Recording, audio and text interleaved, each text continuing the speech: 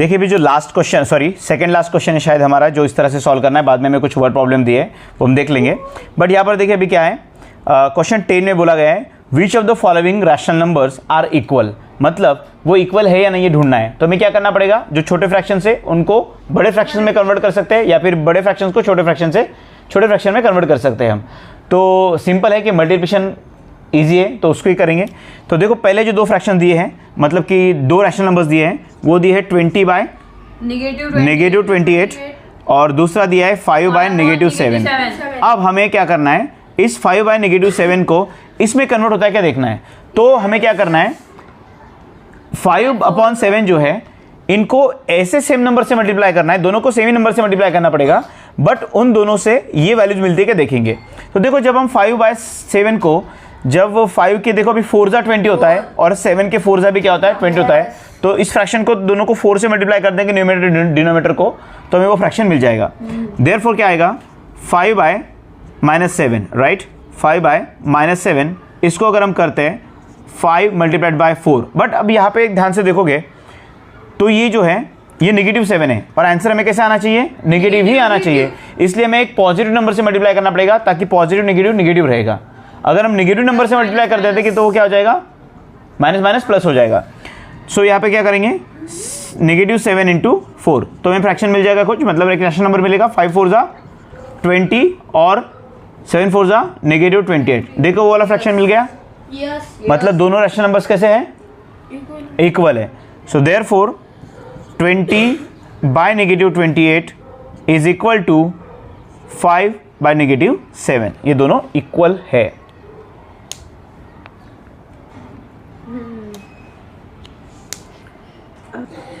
देखो अब इसी का सेकंड एग्जांपल देखते हैं। सेकंड एग्जांपल में देखो क्या दिया है, अन्विता सेकंड एग्जांपल बोलो। -11/7 33/-21। अब ध्यान से देखो, अब इसको देखोगे तो 11 के 3 33 होता है और 7 के 3 भी 21 होता है। मतलब इस वाले फ्रैक्शन को हमें क्या करना है, 3 से, हाँ, बट एक ध्यान दो कि ये -11 है, उसका पॉजिटिव 33 बनाना है, तो क्या करेंगे, नेगेटिव से ही मल्टीप्लाई करेंगे, तब जाके वो नेगेटिव पॉजिटिव बनेगा और पॉजिटिव वाला 7 नेगेटिव बन जाएगा 21 में। देखो सो पहला फ्रैक्शन हमारा ये है 11/7, इसको हमें कन्वर्ट करना है। सो -11 ये पॉजिटिव बनाना है, इसलिए मल्टीप्लाइड बाय -3, राइट। अब क्या करेंगे, अपॉन में 7 × -3। अब जब हम इसको सॉल्व करते हैं तो negative will be positive and 11 3 will be 33 और नेगेटिव पॉजिटिव एंड नेगेटिव क्या बन जाएगा, नेगेटिव एंड 7 3 विल बी 21। देखो यही वाला फ्रैक्शन हमें सेकंड वाला मिल गया। So therefore -11/7 is equal to 33/21। ये दोनों रैशनल नंबर्स क्या हो गए, इक्वल है। अंडरस्टूड? यस।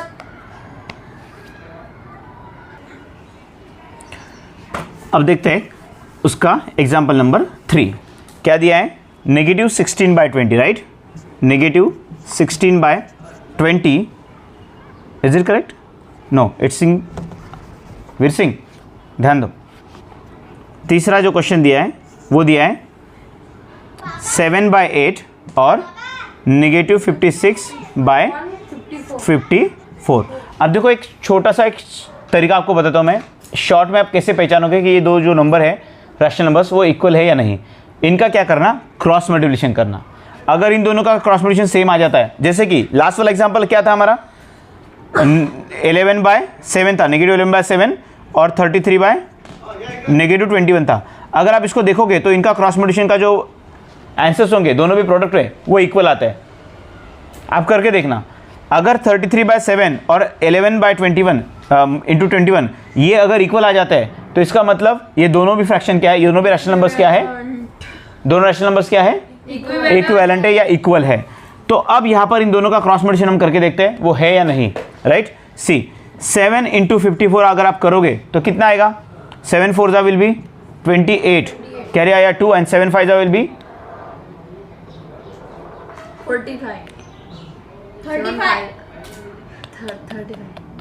सब पच का वीडियो और 7 5 35 और कैरी आया 2 37, क्या बन गया ये 378 बना। अगर आप इसको देखोगे 56 इंटू 54। अब यहाँ पर देखो 54 7 जा किया सिर्फ तो इतना आया। अब ये जो 54 है इसको अगर इसके 8 टाइम है ये, राइट, 7 8 जा कितने होते हैं 56, 8 टाइम्स आएगा, इसके 8 टाइम्स आंसर आने वाला है। तो ये दोनों इक्वल रहेंगे नहीं, तो इसलिए ये दोनों भी जो रैशनल नंबर्स है ये इक्विवेलेंट नहीं है, राइट। 3 पॉइंट नहीं रहे। अब देखो श्रीराज, लास्ट वाला जो क्वेश्चन हमें दिया है वो क्या है, एग्जाम्पल नंबर 4 उनका, वो उन्होंने दिया हमें 2/9 और दूसरा फ्रैक्शन दिया है नेगेटिव 10/-45। देखो मैंने अभी आपको तरीका बताया क्रॉस करके। देखो एक काम करना, अभी जो मैं तरीका आपको ये मेथड बता रहा हूँ उसी मेथड से पहले वाले एग्जाम्पल भी आप सॉल्व कर सकते हो, राइट। बट यहाँ पे अभी इसको अप्लाई करके देखते, देखो क्या करोगे, क्रॉस करो। सो 2 इंटू, मैंने आपको बोला था क्रॉस मल्टीप्लिकेशन जब भी करोगे उसका स्ट्रोक कैसा होना चाहिए, लेफ्ट टू राइट और राइट टू लेफ्ट, इसी स्ट्रोक में हमेशा आपको मल्टीप्लिकेशन करने हैं। सो 2 और क्या आएगा -45, तो आपको पता है ये आता है 90 और ये भी कितना आता है 90। ओरली समझ में आ रहा है कि ये दोनों फ्रैक्शन, दोनों रैशनल नंबर कैसे हैं, इक्वल है। देखो इसको करके देखोगे तो आएगा -90, राइट। अब इसको करो -10 × 9, तो इसको भी अगर आप सॉल्व करोगे तो क्या आएगा -90। अब दोनों का प्रोडक्ट अगर सेम आ रहा है तो therefore 2/9 is equal to -10 / -45। So these are equivalent और equal rational numbers. Understood? Yes. तो क्वेश्चन, इसका जो एग्जांपल था क्वेश्चन 10 का, एग्जांपल नंबर 1 एग्जांपल नंबर 2, वो भी आप इसी मेथड से सॉल्व कर सकते हो in short way. Understood? Yes sir.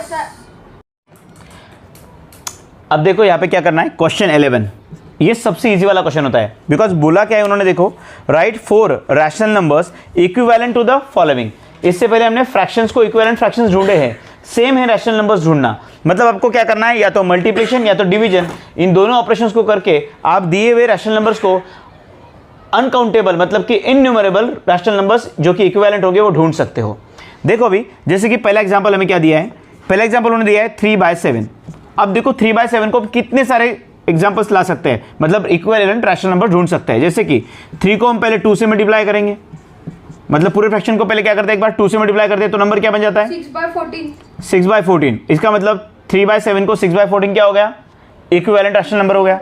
दूसरा करके देखते हैं, देखो 3 × 3 करते हैं, 7 × 3 करते हैं, छोटे छोटे नंबर लेना ताकि आपके मल्टीप्लिकेशन इजी और फास्ट हो। 3 3 जा क्या रहेगा 9 और 7 3 जा 21, ईजी है। अब उन्होंने कितने ढूंढने के लिए बोले हैं 4।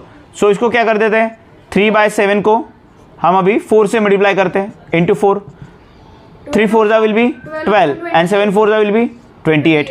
अब ये जो है उसको इक्विवेलेंट आ गए, इसको क्या कर सकते हैं 5 से 3/7 को हम 5 से भी कर सकते हैं, मल्टीप्लाइड बाय 5, 3 5 जा विल बी 15 एंड 7 5 जा 35।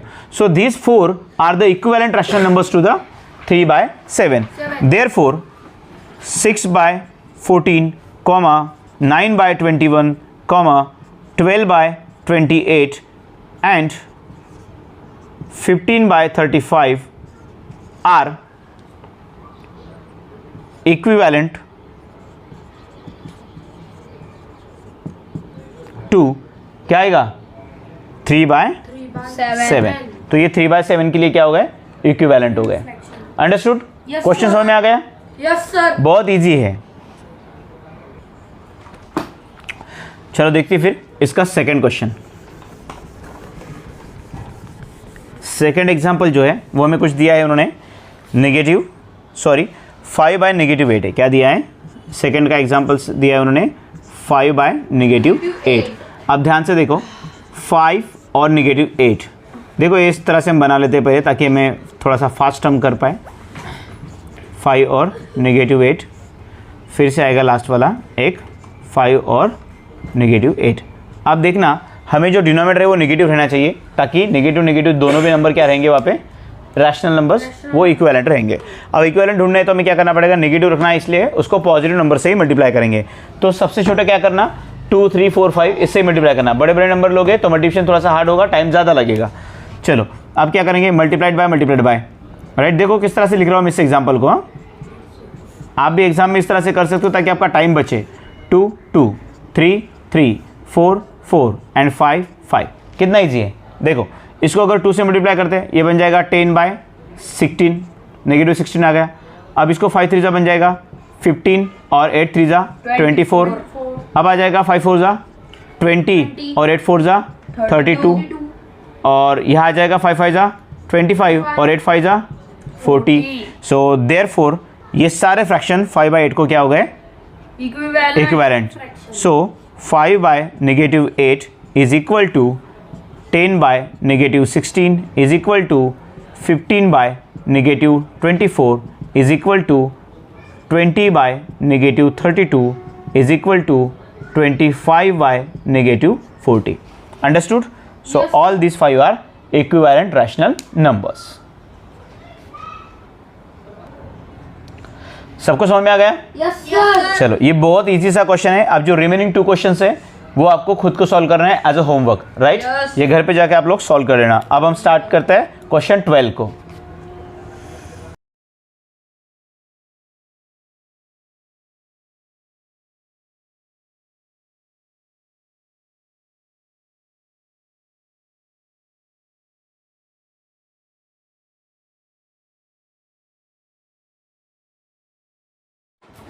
चलो अब देखते हैं क्वेश्चन 12 हमारे एक्सरसाइज 9A का जो दिया है कि find N equivalent form of the rational number. और तीन रैशनल नंबर दे के रखे हैं और वो है कुछ 3/8, 9/14 और एक लास्ट वाला दिया है इन्होंने 20/21। देखो अब आगे बोला है हैविंग द कॉमन डिनोमिनेटर, मतलब हमें इन रैशनल नंबर्स को इस तरह से कन्वर्ट करना है कि उनका जो डिनोमिनेटर है वो क्या हो जाए, सेम हो जाए। तो सबसे पहले इन तीनों नंबर का हमें क्या करना पड़ेगा, एलसीएम निकालना पड़ेगा। बिकॉज जब भी हम फ्रैक्शंस की एडिशन या सब्ट्रैक्शन करते हैं तो उसी तरह से एलसीएम निकालकर डिनोमिनेटर सेम करते हैं, डिनोमिनेटर को इक्वलाइज करते हैं और फिर एडिशन और सब्ट्रैक्शन करते रहते हैं, राइट? सुनो, तो इसी तरह से अभी हमें क्या करना है, इसका एलसीएम लेना है। सो 8, 14 और 21 का एलसीएम हम किस तरह से ढूंढ सकते हैं? देखो 8, 14 एंड 21, इस वाले मेथड से अगर हम एलसीएम ढूंढेंगे तो देखो क्या आएगा, 2 कितना आएगा, 4, 7 और 21 एज इट इज आएगा। अब क्या आएगा, 7, 2 से कर लो, चलो ठीक है, 2 आ गया। अब 7 और 21 एज इट इज। अब क्या आएगा, 2 क्या आएगा, 1, 7, 21। अब क्या आएगा, 7 आएगा ना। यहाँ पे सीधा डायरेक्ट हम 1 ले लेंगे ना, 1 लेते हैं और 3, अब 3 और नीचे 1, 1, 1। अब इन सब का क्या करना पड़ेगा हमें, मल्टीप्लिकेशन। तो 2 2 4 2 8 3 24 एंड 24 7 168। वेरी गुड, क्या आ जाएगा, 168। तो इसका मतलब इन तीनों का एलसीएम क्या बन रहा है, 168। तो इसका 168 बनाना है तो 8 को कौन से नंबर से मल्टीप्लाई करेंगे तो 168 बनेगा, 21 से। अभी हमने देखा, चलो तो इसको कर लेते हैं। 3/8 है तो इसको मैं इक्वल डिनोमिनेटर में कन्वर्ट करना है, तो इसको कर लेते हैं 3 × 21/8 × 21। तो ये हमें फ्रैक्शन मिल जाता है 21 3 विल बी 63/168। ये पहला फ्रैक्शन बना। दूसरा फ्रैक्शन देखिए 9/14 दिया है, so it will be 9 × and 14 × 14 को कौन से नंबर से मल्टीप्लाई करते तो 168 आएगा, 12 से। 14 12 जा क्या हो जाएगा, 168। अब 9 12 जा क्या होगा फिर, 108/168। ये फिक्स्ड है हमारा। अब आगे आएगा 20/21 विल इक्वल टू 20 एंड 21। अब 21 को कौन से नंबर से, देखो 21 8 जा हो रहा था तो इसको 8 से ही करना पड़ेगा फिर से। सो 28 जा विल बी 160 एंड अपॉन 168। सो अब हमारे ये जो फ्रैक्शंस थे वो इस तरह से कन्वर्ट हो चुके हैं विद द इक्वल डिनोमिनेटर। मतलब हमारे ये वाले रैशनल नंबर्स इस वाले रैशनल नंबर्स के फॉर्म में भी कन्वर्ट हो चुके हैं जिनका डिनोमिनेटर इक्वल है, पहले नहीं था, राइट? अंडरस्टूड? Yes sir.